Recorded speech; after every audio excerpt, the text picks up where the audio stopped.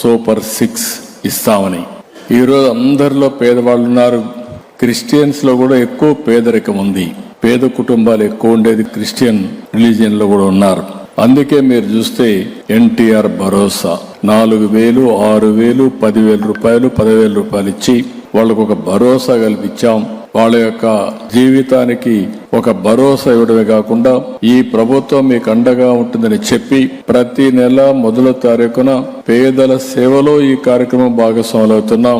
ఏదైనా మర్చిపోతున్నాం గాని ఈ పేదవాళ్ళకి ఇచ్చే పింఛను మాత్రం మొదటి తారీఖు హాలిడే అయితే ముందు రోజే ఇస్తున్నామని చెప్పి కూడా నేను మీకు తెలియజేస్తున్నా.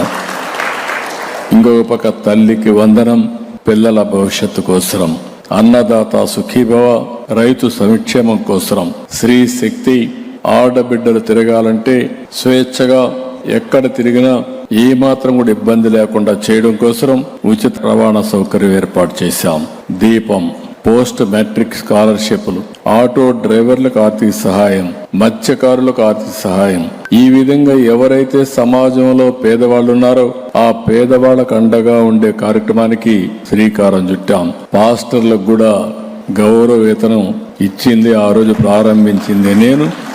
అదే మరిగా ఈరోజు మీరు చూస్తే 44,812 మంది క్రైస్తవ సోదరి సోదరులకి 22 కోట్ల రూపాయలు ఖర్చు పెట్టి సహాయం చేశాం. 8,427 మంది పాస్టర్లకి 5,000 రూపాయల చొప్పున గౌరవ వేతనం ఇస్తున్నాం. అదే సమయంలో మీరు ఒక్కసారి చూస్తే ఈ సంవత్సరం నవంబర్ వరకు మొన్నే ఇచ్చాం. నేను ముందే చెప్పాను ఆర్థిక ఇబ్బందులు ఉన్నాయని, లేకపోతే ఏ మాత్రం కూడా వెనకాడేవాడిని కాదు. ఇప్పుడు మళ్ళీ క్రిస్మస్ వచ్చింది, మీరందరూ కూడా పండుగ చేసుకోవాలి. బకాయిలు మొత్తం మీ పాస్టర్లకు ఇచ్చే బాధ్యత తీసుకుంటామని కూడా నేను మీకు తెలియజేస్తున్నా. దీనికి 51 కోట్ల రూపాయలు అవుతుంది.